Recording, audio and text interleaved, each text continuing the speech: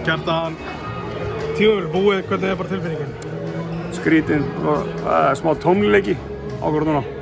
Tómleika tilfinning, svona veit ekki alveg hvað tekur við. Svona lifur hærast í þessu svona, maður aðeins farin að hugsa bara hvað ég var að gera á morgun. En hérna, já, bara svekkelsi. Auðvitað í blandi eitthvað, bara að sjá hérna fólki okkar og hvað þetta var stór viðburður og svona. Stolt hvað félagið vaxið. Fyrst og fremst bara svekkelsi á að tapa í. Tölum fólki að vera hérna inni, maður heyrir svo sem aldrei í hugsunarsinnum en maður heyrði ekkert í þetta. Nei, það var rosalegt og líka sýning á stólarnir líka vel studdir og þeir eru bara, þetta er bara alvöru unit inn á alla sem utan. Stundastóll og þau á króknu gerur líka sitt til þess að gera þetta á flottum viðburðum. Umgjörðin var rosalega flott og búið að vera hátíð allan dag og svona. En maður er svona fyrst og fremst bara að hugsa leikinn okkar núna. Þetta endar auðvitað með eitthvað mörgum stigum en í lok þriðja leikluta það augnablik þegar Justin Sims virðist vera að stela boltanum. Dæmdi villa, tækni villa. Þeir fá 3 stig, þið hefur getið skórað hinum en þetta stór sveifla. Já, þetta var líka, þú veist, hefði orðið síðasta sóknin og svona. Svo bara takturinn sveiflaðist í þeirra og þeir gerðu bara mjög vel í að halda taktinum hjá sér. Þú veist, þeir voru að stigu upp aggressjoni í vörninni og voru að stela boltum og já. Þeir bara gerðu rosa vel þegar voru konum með munin að grípa hann. Þetta kannski, þú veist, ekki segja síðasti leikur af kannski, þú veist, þá svona þegar þú kemst yfir og ert alltaf svona smá, segja ekki væru kæri, það svona fyrst og þetta landa sigrinum og við náðum að kroppa í það síðasta leikana. Það líka hefur haft einhver áhrif að þeir voru mjög beittir. Hössi talaði við mig á hann sagði að þetta væri bara eitt besta lið sem hefur sett saman í Íslandi. Er þetta saman? Tindastólslið. Já, þetta er frábært lið. Þetta er frábært lið. Og ég held að mig alveg fara rauk fyrir því. Þetta eru leikmenn sem eru búin að spila mjög háu leveli og Dimitri Sakaravanis og síðasta viðbótinn. Það þekki allir ferilinn hans, bara grískur landsliðsmann.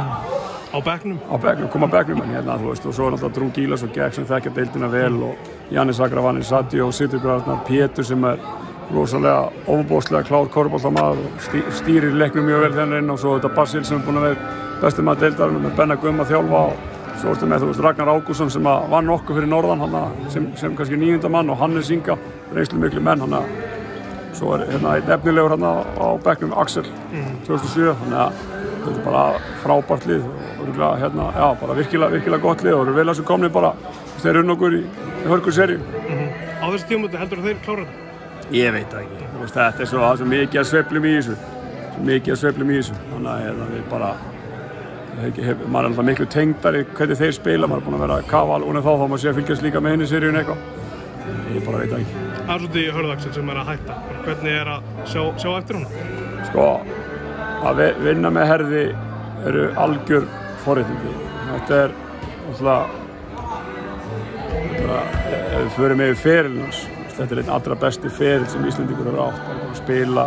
Ég held að svona bara meira segja sko, þeir sem eru búin að kafa djúpt í körfuboltafræðin, fatt ekki, þeir eru búin að spila í efstu deild í Grikklandi, Spáni, Þýskalandi, þeir eru búin að vinna nefnstu deild í Þýskalandi þar sem hann var mikill skorar í liðinu, þeir eru búin að spila alls konar hlutverk, og spila fyrir Nimburg sem er stærsta lið í Tékklandi, þeir eru búin að spila í Azerbaijan sem er búin að spila og það er bara í stórum liðum. Og svo er hann búin að vera landsliðsfyrirliði og leggja sín lóð heldur betur á vogarskálarnar í uppgangi íslensku körfubolta. Og vinna með honum bara daglega, bara geggjað. Ég spurður daginn að krökkum hérna kring hverju fyndnasti maðurinn í liðinu. Ég sagði að það er Hörður. Hann er ógeðslega góður, líka svona, þú veist að létta af hlutunum þegar það þarf að létta af og bara ótrúlega góður einstaklingur, klár körfuboltamaður og bara geggjaður. Bara ef ég væri Craig Peterson núna, þá myndi ég vera hringi hann og fá hann í 12-manna-hópinn og beða hann að spila smá meira í sumar. Það er bara þannig sko. Þessi vetur, þið farið úr því einhvern veginn að vera í fallbaráttu, ég fara í undanúrslitin í hörku-seríu undir topplið deildarinnar. Hvernig gerir þetta upp?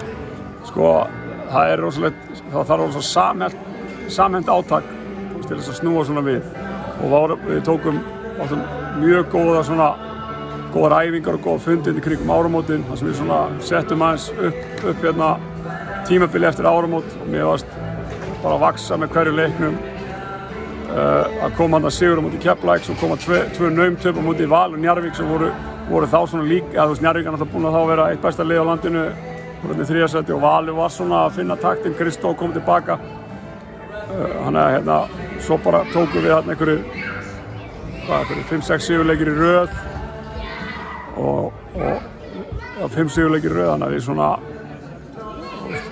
náðum rosalega góðum takti eftir áramót og mér varst líka bara með hverju leiknum þá óks áhuginn á liðinu og við fundum svona stemminguna.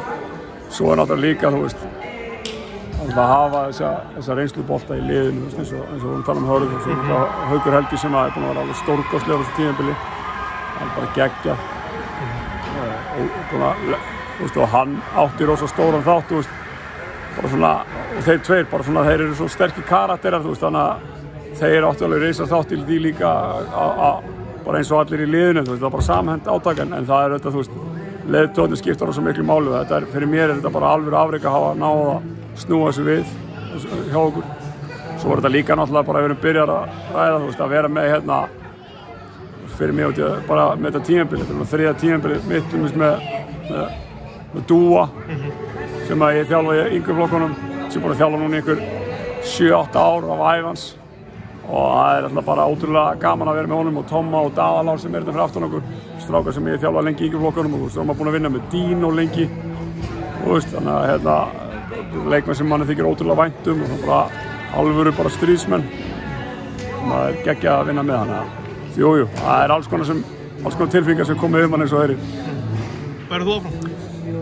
Ég var bara að hugsa þennan leik, ég var farin að plana ferð núna bara morgun norður. Við hefum alltaf gert það þannig núna, þetta er 3. tímabilið og við bara tökum okkur smá pásu og sjáum hvernig verkefnastaðan verður. Það er náttúrulega svona aðeins að breytast hjá mér í vinnunni. Bara sjáum hvernig staðan verður. Þannig að og svo er hérna eldri dóttir okkar að flytja út, hún að fara út í skóla. Svo við bara sjá hvernig staðan verður á þessu öllu saman.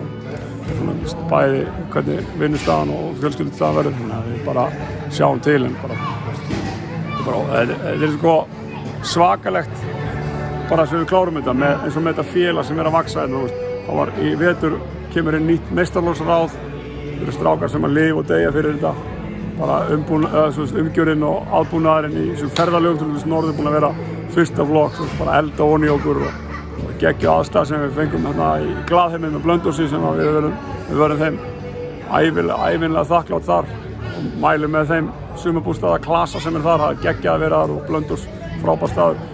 En meistarlóksráðið bara, það er hérna sjálfboðaliðar bara sem eru vakandi og sofandi við því að búa til flotta umgjörð og þeir eru að risa stóra þátt í þessu.